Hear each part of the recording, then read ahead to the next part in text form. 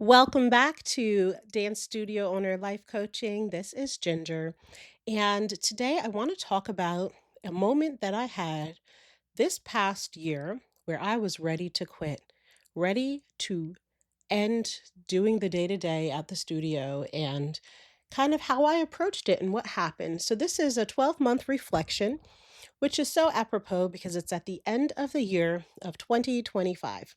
Now, I just finished up a series called The Gifts, and I was actually going to make today's episode the gift of subtraction, but as luck would have it, life led me in a different direction, and I felt that the best thing to talk about was my honest kind of experience about what happened this past year and how I approach running my studio and the whole journey and where I'm at.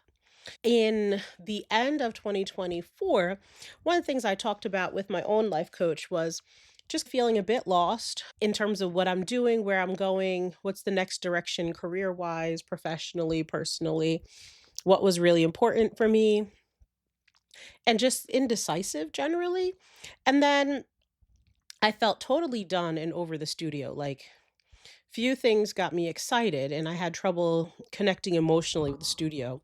Whether it was seeing a group of dancers performing beautifully and not being emotionally moved, or just leaving decisions to other people, or trying not to rock the boat and just keep things status quo because honestly, I just felt disinterested. And as I look back on it now, it's very similar to marriage relationship. And so those of you who are married, you would know what I think happens in a relationship, in a marriage.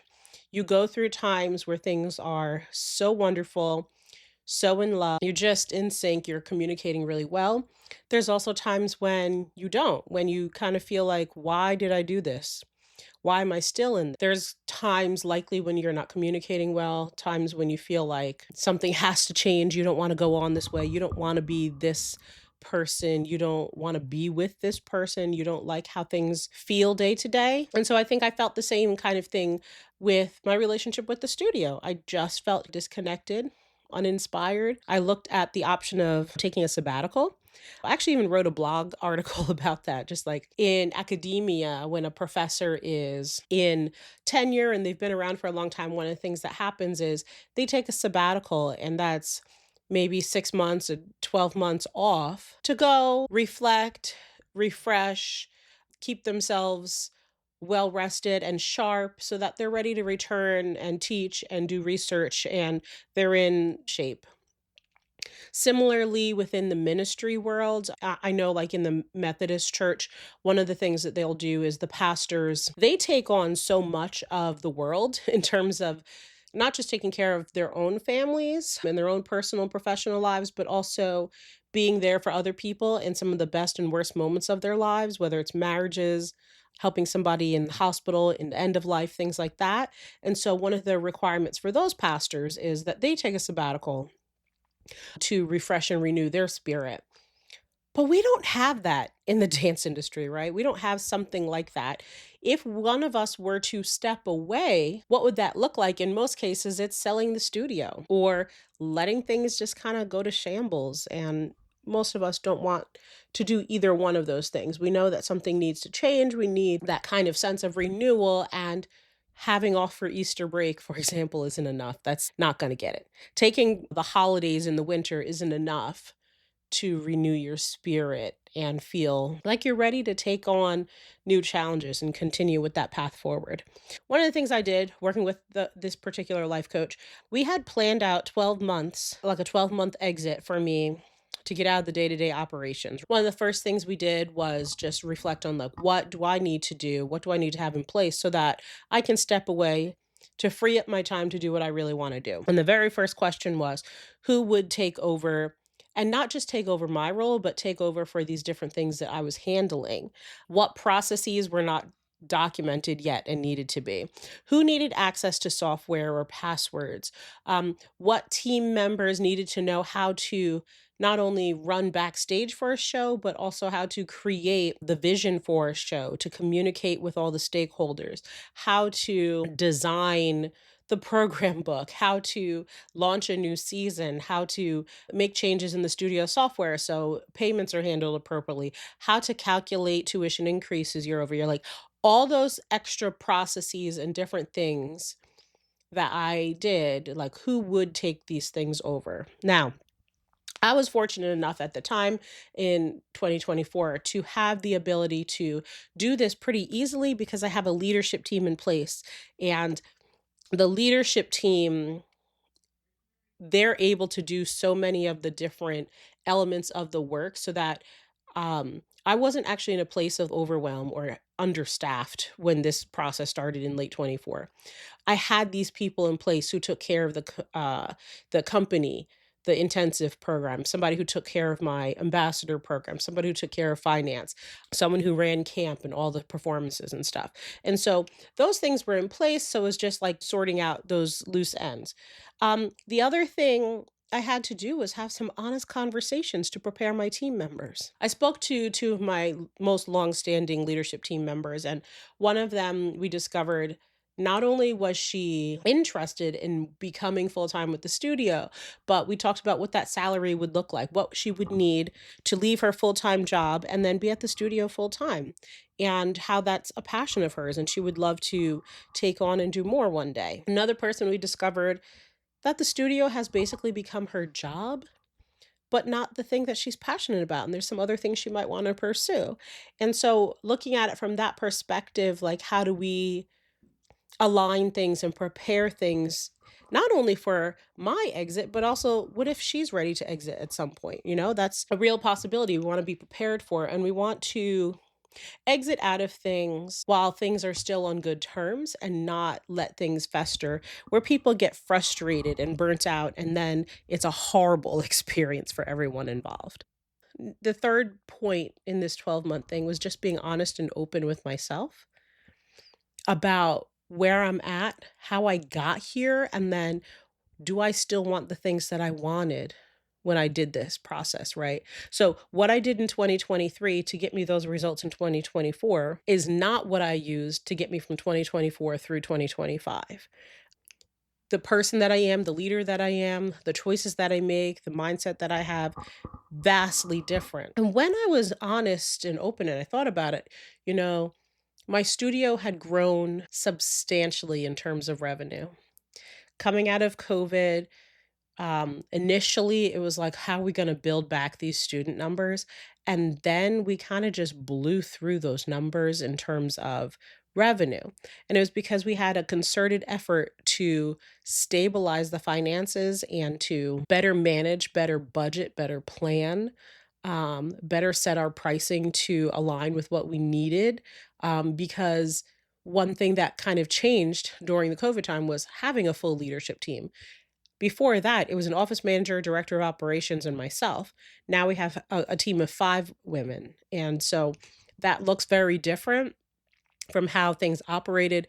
And now that my studio has grown in that revenue, grown in the head count, having the amount of staff that I have, things are different. Things run differently, things cost different amounts of money. And so just being honest, like, where am I at? Where are the gaps in terms of staff? So I have a full team of faculty. We have art and dance classes, but one of the things that I found was I needed some more high level acro teachers. I needed some more high level ballet teachers, people who felt and were qualified to teach these higher level things, because as we increase the artistry and the education, people need to have a challenge. They need to be able to continue to progress. So, how do I position my team in that way? The fourth element to this 12-month plan was just plan communication. What am I saying? What am I doing? What am I putting in emails? What am I telling my staff um, about what's going on and the vibe of what's happening? Because people can sense things, right? And I know that people can sense these because when I had that conversation with those 2 people on the leadership team meet, they said, "Yeah, I can kind of feel that. I could kind of sense that something has shifted." And it's important to know that if you are feeling this kind of tension or preparing yourself for a new phase in your business entrepreneurial journey, right? Your staff can sense that. If they are paying attention, they can totally sense what's going on. And then number 5 in this 12-month plan was what's next? What do I do with that time that I get back? What do I do with that energy that I'll have? What do I do? How will I want to spend my time? And so that was quite a bit of soul searching and figuring out, do I want a new career? Do I want something outside of the dance industry, whatever it might be. And then one of the things that I just found along the way on this process was that I started to subtract things from my responsibility or approval. Oftentimes, you'll go to conferences or go to webinars, have a webinar, and people are like, oh, you have to delegate, delegate, delegate, delegate.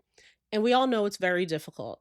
It is not easy to just, oh, you do this and you do that, and then poof, it's off your plate. It's not that easy. And when you give responsibility to someone else, they have to be competent, they have to be trained, they have to be supported. And the reason why I said like I had to subtract things not only from my responsibility, but things from my approval. It's not just what you do, it's what you have to approve. So you might have delegated and taken a bunch of stuff off your plate, but you are still the one who has to approve the work before it's finalized. And that is a major point of being a bottleneck in business. When you're spending time approving, going over, viewing, checking all these things, it gets to be a lot. If you have to approve and review every Canva design, every program book, proofread the summer camp, go through all the stuff with the dance teachers, review, like that is a lot and it is exhausting. Let's just call it what it is. It's a lot. There's nothing wonderful and easy about delegating and then still having to approve everything. So one of the things that I did was um, I created a system for who proofreads what, right? So if the camp director does X, then she has to send it to this person for proofreading and edits because this person is darn good with reviewing things. If I create the program book for a show, then this person does the proofreading, this one does the editing, this one checks the names, right? Like I took each process and each element of things that I removed from my plate that I did solely and figured out not only what needs to happen, but who approves it, right? If this specialist is creating social media posts, then this manager has to approve them or send it back for edits so that I didn't have to do that. One of the things I also realized during this 12-month process was first of all, I created something incredible. Creating a studio, friends, creating a studio from this inspiration idea you had is incredible. The fact that you've done it, created a business, and did the thing that so many people are too afraid to do, that you're already a success, right? How many people have a business idea and never bring it to life? You've already overcome one of the biggest hurdles, which is fear of failure. I realized I created something incredible. And I also realized that I missed teaching ballet. Teaching ballet is something I did up until I had my child. And when he was young, I said, I'm going to take a break from this because it's intensive. I got to do this, got to do the preps. I want to be prepared for class. I want to choreograph well. I want to give my time and energy to this and do it well because it's something I absolutely loved. And I had promised myself, see, I forgot about this, but I promised myself that I would get back to teaching ballet once my kid got older.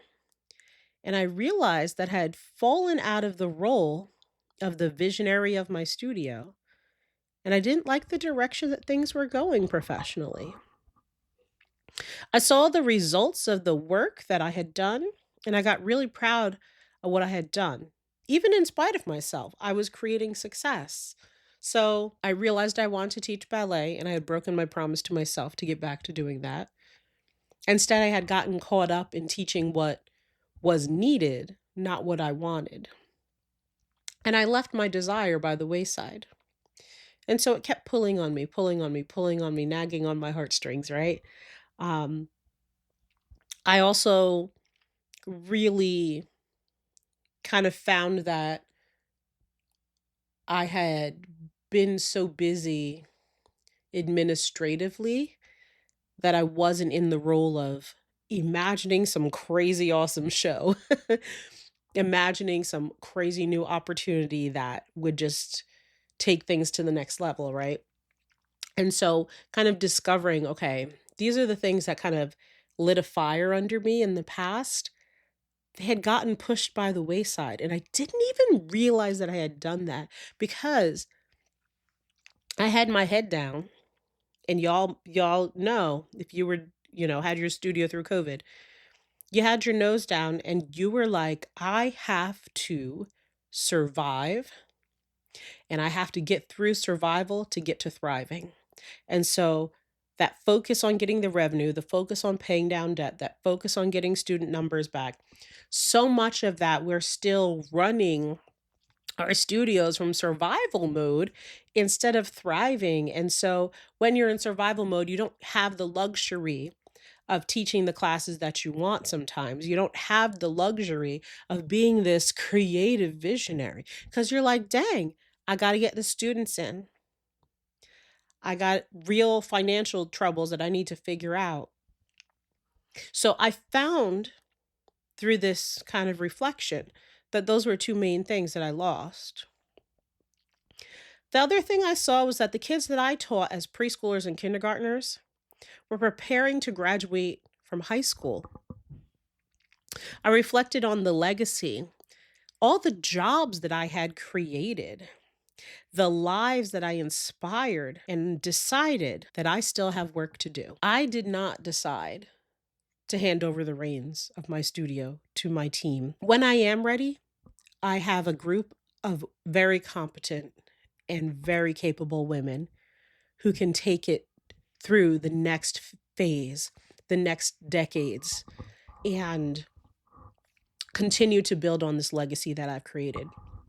But I decided that what I've created and what I'm doing, there's still more that I want to do there. My day to day work hasn't really changed much in 2025, but my mindset has. Now I'm finding more to love and appreciate. I'm seeing the fruits of my team's labor, the bold decisions and the big payoffs. This is key. I paused adding new things long enough to appreciate the now things. What can I appreciate and love about the studio business now? I'm not in survival mode anymore. I'm in the thriving mode. Things are working well. Things are open to new opportunities. We are doing great things for our students. We're doing great things for our customers, great things for our staff.